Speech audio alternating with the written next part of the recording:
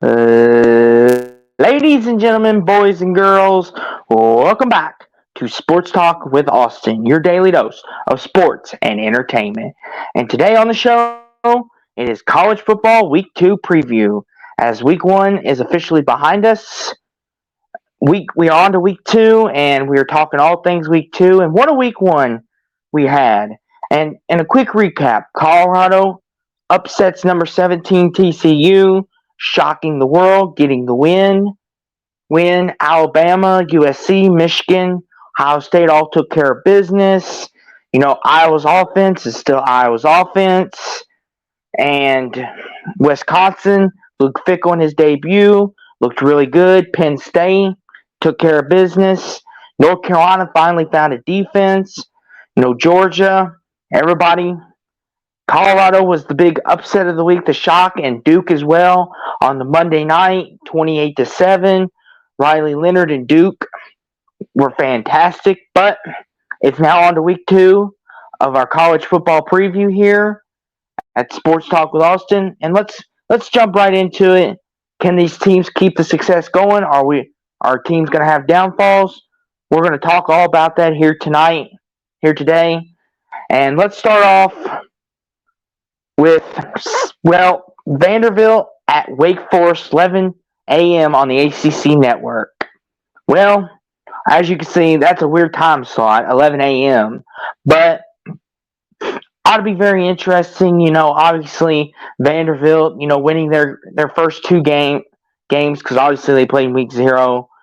On the Wake Forest side, no more Sam Hartman, but they still looked good, even though they played Elon. This ought to be a really good test for Vandy.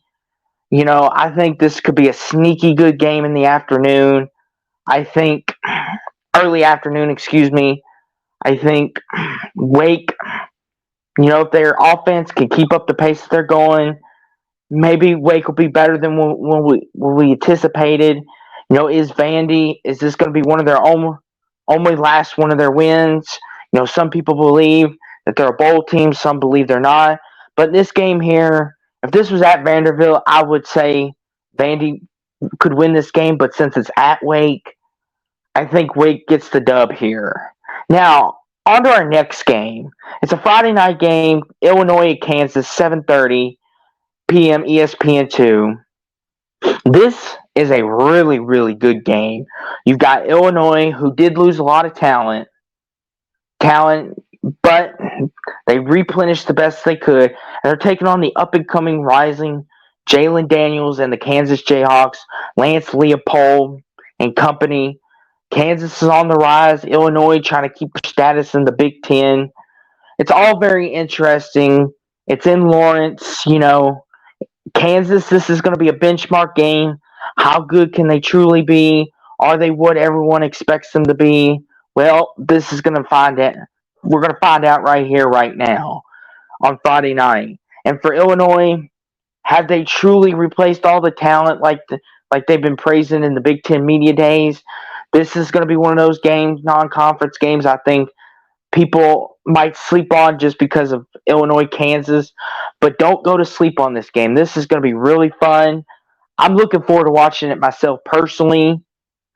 And this game right here, if I had to lean one way or the other, I might lean Kansas because Jalen Daniels, before he got hurt last year, that Kansas offense was explosive.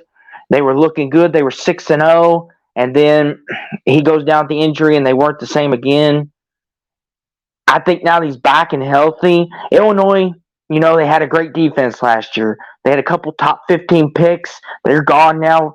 Devin Witherspoon was number 5 to Seattle, I believe, and now he's gone. That really hurts Illinois in the secondary, and I think Kansas can light them up.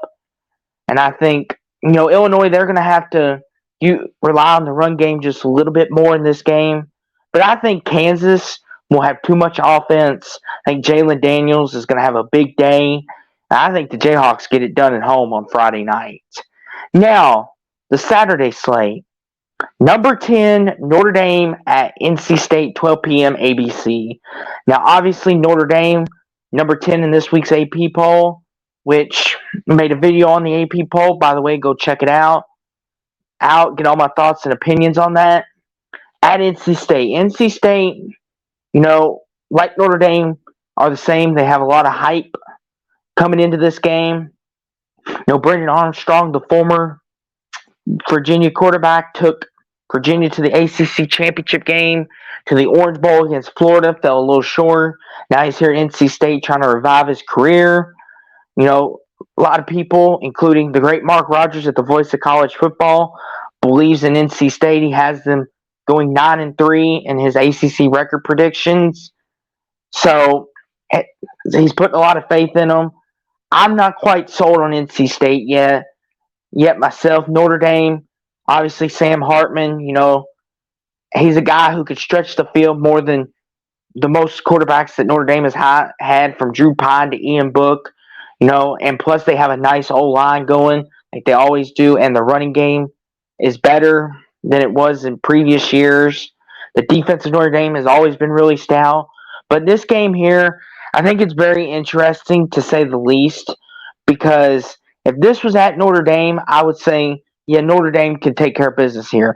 But it's in Riley, and NC State plays really tough at home. I think this is an upset alert game.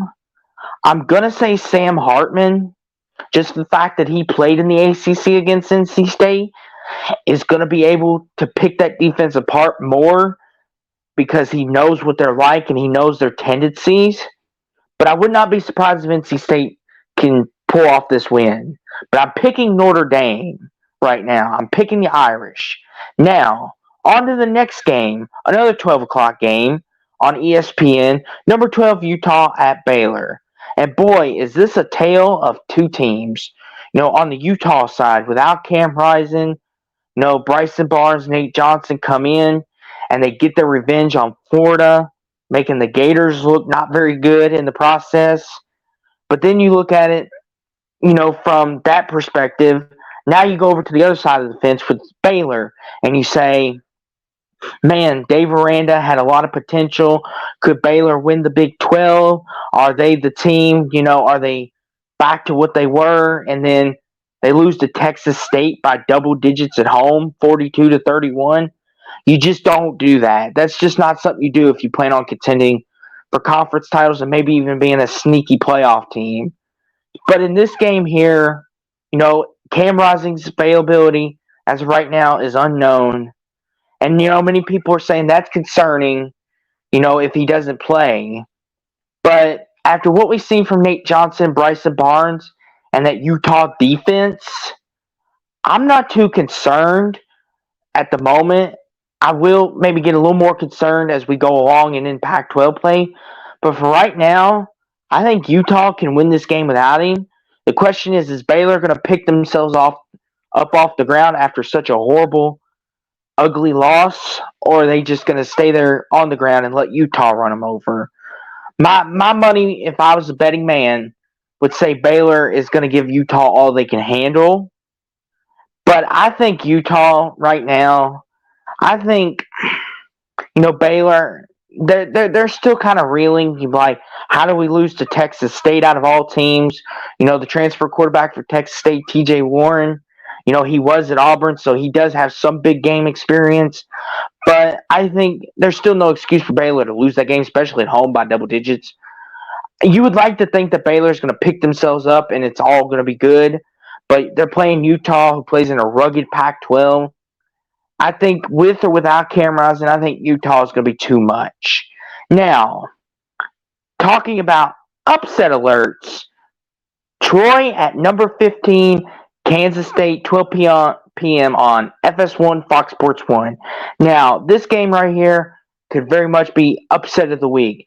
Kansas State coming in top 15 in the AP poll, may need to be on the lookout because, yes, Troy was a very, very solid team last year. They made it to a bowl game, won 10 games, and many people were very high on Troy and thinking this could be a possible upset alert special of the week, could have another Colorado on our hands, so to speak. But in this game, Here, I think, Kansas State no longer has Deuce Vaughn in the backfield. That dilutes their offense just a little bit, in my opinion. They had that running game to lean on, and it helped, Will Howard out a lot, but now he doesn't have that. The O-line's still good. The defense for K-State is still a little sketchy, I think. And I think Troy, with their speedy receivers down the field and their running game, I think they could take advantage of that. But if this was at Troy, I would really consider the upset here. But for me, it's at K-State. I think Kansas State at home, they're tough to beat. I think Will Howard's not going to make many mistakes in this game, and I think they get it done. Now, you want to talk about a tale of two teams. We just got done talking about Utah Baylor minutes ago. Nebraska at number 22 Colorado, 12 p.m. on Fox. This is the big noon kickoff game. Colorado has got the spotlight, of course. We documented in our AP poll how for real is Colorado after beating the national runner-ups. And they were number 17. How for real are they? Maybe can Colorado contend in the Pac-12 this year? It's the primetime era. But you look on the other side of it and you say, Nebraska, Jeff Sims, there's a lot to be fixed, but Matt Rhule seems to be getting them going in the right direction. I just think Nebraska always seems to find ways to lose games, whether it's by a touchdown, field goal. They always manage to lose it. I think this is going to be a true test of who truly is what. Can Colorado follow up what they did? Or are they going to collapse? Are they going to be still celebrating on beating TCU? And can Nebraska pull this out? Or will Nebraska give away the game at the end? Like they always do. Seems like they always do. But I think their hype is real. I think Primetime and company, I think they get it done. I think Colorado wins this game. And I think Chenault Sanders, Travis Hunter have another monster game. I think Nebraska, there is bright things coming for them, but just not today. I think Primetime's riding a wave, and they keep it going here, especially in Boulder. Yeah, Colorado, I think, is legit. They're real, and they're coming this year in the Pac-12. Now, on to our next game. Purdue at Virginia Tech, 12 p.m., ESPN2. Now, this is very interesting. Purdue, we're at home last week. New head coach, new offense, new quarterback, new everything, basically. Playing Fresno State, by many people that was predicted as an upset, even myself. I predicted Fresno State to pull off the shocker there, which they did. And, Purdue, they're going to have a lot of learning curves this year. And they're going at Virginia Tech, who is in a rut of themselves, and they're struggling mightily as well. Now, in this game here, it is at Virginia Tech. Two teams that are fresh, got new coaches and new things to learn. Purdue, the new coach, the new quarterback, the new system to learn. Virginia Tech just trying to make chicken salad out of chicken poop, as they say. And I think in this game, I think Purdue has the better quarterback of the two. I think Purdue, after losing to Fresno State, I think they find a way to bounce back here on the road against Virginia Tech. I think Virginia Tech's defense it's not very good, and I think it's one of those things where if Virginia Tech, yes, they are at home, it's hard to beat them in the Sandman, but I feel like Purdue will have just a little bit better of a defense and a better offense. I think Virginia Tech, they're in for a long season. I don't see very many wins in their future. This could be potentially one of them, but for right now, I'm going to say Purdue. And now on to one of the more funner matchups of Week 2. Oh boy, number 20, the Ole Miss Running Rebels at 24 Tulane Green Wave, 3:30 p.m. ESPN2. Now this should be the ESPN game, but I digress. You're going to have two high-flying offenses, with Michael Pratt and Lane Kiffin and his offense. Folks, if you're a defensive kind of guy or gal, this isn't your game. This is going to be a game that more than likely will end up in the high 40s, low 30s. I think this is going to be one of those whoever has the ball last more than likely is going to win kind of scenario. And for me personally, I think this game you want to obviously Ole Miss is the more talented of the two, but Tulane, what they did last year, this is their first real big test. I think in this game here, I'm going Tulane at home. I think they're going to have enough offense. I think Michael Pratt's going to outduel Ole Miss and their quarterback Jackson Dart or Sanders, excuse me. I think Tulane gets it done and shows the world that they're no longer a fluke. Now, on to the 3:30 p.m. game on ABC. Number 23 Texas A&M and Miami, Florida. Two teams that either some years overachieve or underachieve because both teams have super high expectations. Obviously, Miami preseason national champs and not only in their fans' eyes, and then they underdeliver and lose to Middle Tennessee State, and then have 8 turnovers to Duke. But then you go on the other side and say, "Oh, Texas A&M predicted to win, 10 games, 11 games, playoff contenders. Jimbo's our guy. He's going to win us championships." And then they go 5-7 and lose to teams that they shouldn't. And now they're going up against each other in the Miami Gardens. I think this game here, I'm very interested to see how both teams respond. This is a big game, because this is going to set someone up for success, in my opinion, whether it's A&M or Miami, because this is a big game to determine a lot. I think, for Miami, they beat Miami of Ohio. A&M, they beat New Mexico. So it's kind of one of those, these are the first teams that they're playing that are for real. We're going to get to see what both these teams are like. Obviously, A&M probably has the better talent than Miami just for the fact they're in the SEC. But Miami, also, they are at home and they are tough to beat in front of their home crowd. And plus, with both these teams, they're Jekyll and Hyde. You don't know what you're going to get from week to week. I'm kind of 50-50 on this game. I'm going to say Texas A&M, but I would not be surprised if Miami shows up and plays like the Miami that people expect them to be, which is win the ACC, maybe even make a New Year's Six. But it would not surprise me if Texas A&M doesn't show up either. That's why I'm hesitant on this game. That's why I'm 50-50.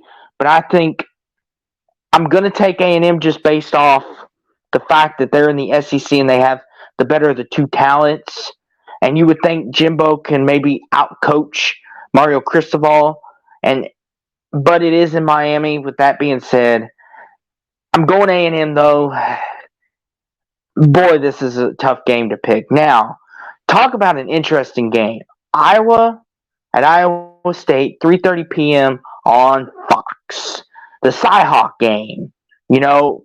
Arguably one of the most underrated rivalries in college football. And we get to see it on Fox this Saturday at 3:30. Now, question is how many points will actually be scored in this game? That's gonna be the big question. Is Iowa gonna score a lot of points? Is Iowa State possibly going to run them out of the building? We have no clue. Obviously, Iowa has one of the 5 best defenses, maybe even the best defense in all of college football. Iowa State, they were a disaster last year, putting it kindly. But many Iowa State fans believe Matt Campbell has turned this around, that he has made this into something. Well, that's what we're going to find out Saturday. And I think, last year this wasn't a very high scoring game either. But now that Iowa has an upgraded offense, you can maybe say Cade McNamara is obviously a better quarterback than Spencer Petras, and you can maybe say our defense is still elite, and we're going to be doing things, and we're going to beat Iowa State by more than what we did last year.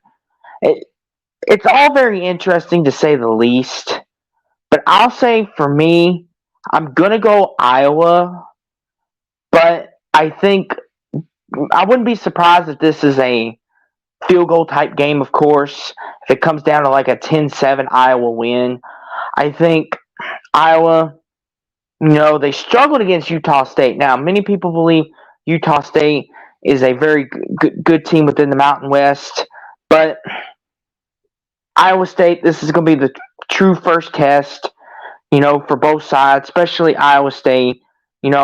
People are saying maybe they can get back to a bowl, but for right now, I'm going to say Iowa, who has the better team, who obviously has the better defense, and I would like to say has the better offense, should win this game. But this is a rivalry game, so it could swing the other way. Now, on to this game. Appalachian State at number 17, North Carolina, 5:15 on the ACC network. Now, this is a trap game if I ain't ever seen one. And the reason why I say this is because App State has been known to pull up some Power 5 upsets. They did it to A&M last year. We all remember the year they did it to Michigan. Could they do it on the road to North Carolina, just like they did A&M? Well, if North Carolina's defense keeps playing the way they had in week 1, getting 9 sacks and forcing Spencer Rattler out the pocket the way they did, I think North Carolina will more than likely, especially Drake May playing at a Heisman level, even though last week he played decent, he didn't play at the level that many thought he would. But if North Carolina's on their game, they can definitely win this game. But if their defense that shows up from last year, App State could pull a shocker. But I'm going to say that Drake May, Mac Brown, they realize that App State's no joke. We can't get ahead of ourselves. It was a great win. Let's celebrate it then. But we got to focus on App State. And I think North Carolina gets the job done. I think they win this game close, though. Close. Like a 27-20 kind of win. It's not a game that they run away with. But I think North Carolina does win this game. App State, I think people realize that there's not the element of surprise anymore, because of what they did to A&M. And yes, App State is a very good team. They can run the ball really good. But I think North Carolina, even if their defense goes back to the way it was, I still think Drake May would be enough. But then again, Notre Dame last year, who had basically no offense, beat up on North Carolina. But I'm going to give North Carolina the benefit of the doubt and say there's no hangover here and they get the dub. Now, on to the very first CW network game, Cincinnati at Pittsburgh, 6:30 p.m. Yes, folks, you heard that right. The CW has games now.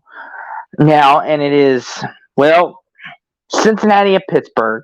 Scott Satterfield, the former head coach at Louisville, the former head coach at my alma mater, and goes at Pittsburgh against Pittsburgh, who is tough at home, a tough team to beat at home. Cincinnati lost a lot, and that's putting it politely, obviously, because they had Desmond Ridder and company 2 years ago. They made the playoffs, and they were unbeaten until they ran into Bama in the playoffs, of course. But then the next year, they go downhill just a wee bit, and then year afterwards, last year, they're playing in the Wasabi Fenway Bowl against my boys at Louisville, which, by the way, we got the dub. But, Satterfield has taken over this program.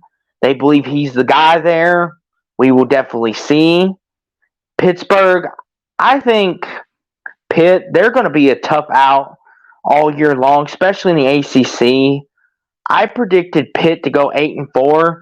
I wouldn't be surprised if Pitt goes 9-3. I think Pitt's a really good team. I think especially at home, they're tough to beat. And I don't think Cincinnati's got the horses for it. I think Pittsburgh wins this game, and I think they win it going away. I think, especially in front of their home crowd, they're tough. They're tough. And I think they get the job done. Now, on to arguably the most anticipated game of the week, of week 2, the matchup of the week. Number 11, Texas at Alabama, 7 p.m. ESPN. Now, in this game here, this is the classic, is Texas going to be back? Can they get the big upset? Has Alabama fixed their quarterback issues with Jalen Milroe? Obviously, he beat Middle Tennessee State and he balled out. We don't know how good he actually is until he plays a team like Texas. This was a very good game last year. Very controversial game last year. That Alabama caught a lot of breaks and that they were able to survive by their pinky toe, so to speak. But this year it's in Tuscaloosa. Quentin Ewers against Jalen Milroe. We got two completely different teams, especially on Alabama's side, because Jalen Milroe is a very mobile quarterback. You're probably going to see Tommy Rees dial up more quarterback runs in this one, force Texas to load the box more, and that's going to open up, I think, a lot of throws. And I think Nick Saban knows that. I think he's going to utilize that in this game. I think Texas, if they win this game, Texas, this is their biggest prove-it game. They beat Alabama, and people start shouting, Texas is back, baby. Well, Texas, you'll be back when you win the Big 12 and prove that you won't lose games that you shouldn't. And I think in this game, last year Bama went up to Texas, when no one was expecting Texas to keep it close. They did, but then Quentin Ewers got hurt, and then you could say, that's when Alabama and Bryce Young took over. The safety, was it a safety? Was it shin down?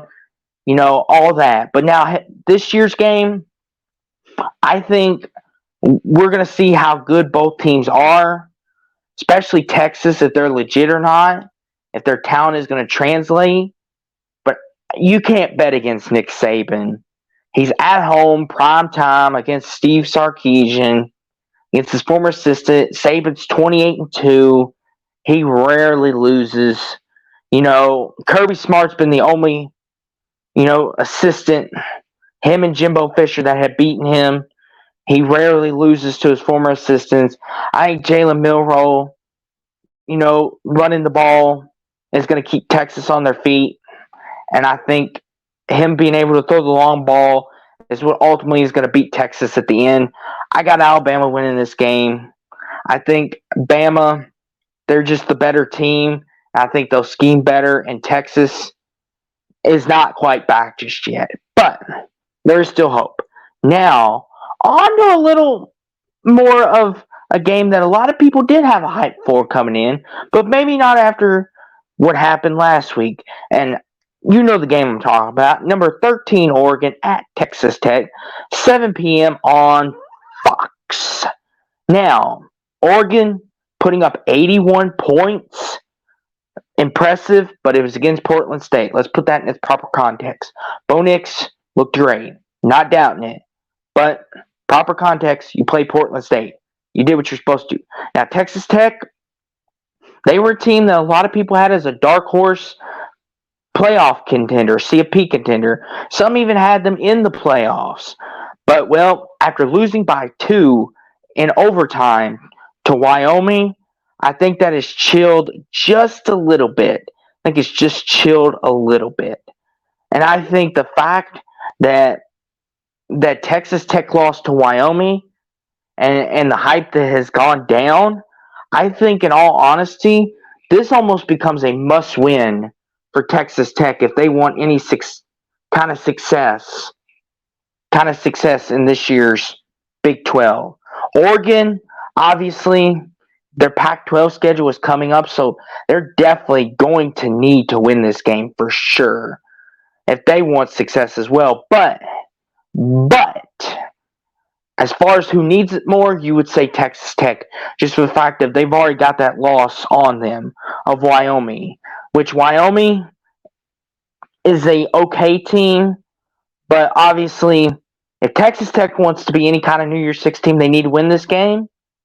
And Oregon has been known, when away from Autzen, is very, very easy to beat because they're hard to beat at home, but when they're on the road, they tend to make more mistakes. And plus, Bo Nix, In that O-line, Oregon's O-line, they've been protecting very well, but if Texas Tech can get a pass rush, then Bo Nix may be thrown to make some mistakes and put that Oregon defense in some trouble. But I think this will be a game that goes to the fourth quarter, but I think Oregon, with Bo Nix in that offense, I think will be just too much at the end. I got the Ducks winning. Now, a game that was played last year under different circumstances. Number 19, Wisconsin at Washington State, 7:30 p.m. on ABC. Now, Wisconsin, a lot of changes. Paul Chryst was fired after this game last year, after taking him to the Big Ten championship in previous years, and now they lose to Wazoo last year. But then in the offseason, they hire Luke Fickell, hire him away from Cincinnati, hence why Scott Satterfield got the job in Cincinnati. But now, here's Luke Fickell, got brand new offense at a bigger school, more money, and people have a lot of expectations for the Badgers. Now, are the Badgers are the Badgers as good as we think they are? Well, this is going to be a prove-it game right here, in my opinion, because Washington State is no pushover, especially in front of the Wazoo crowd. And I think, Washington State already knowing, especially Cam Ward being the dynamic quarterback that he is, knowing that, hey, we beat this team in their house. Now they're coming to us in prime time at night. Yeah. And especially the dynamic offense that Washington State has built. I think this could be trouble for Luke Fickell in his second game. I think Wisconsin can drop this one. But I think with Wisconsin, with revenge on their mind, I think Wisconsin gets a little get back here. I think they get a little revenge. I think the Badgers get their get back. And Wazoo plays them tough, though.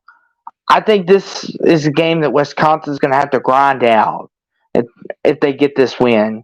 I'm picking the Badgers to win, but it's going to be a grinding win. Now, an interesting game, a tale of two different teams. Arizona at Mississippi State, 7:30 p.m. on the SEC Network. So, obviously,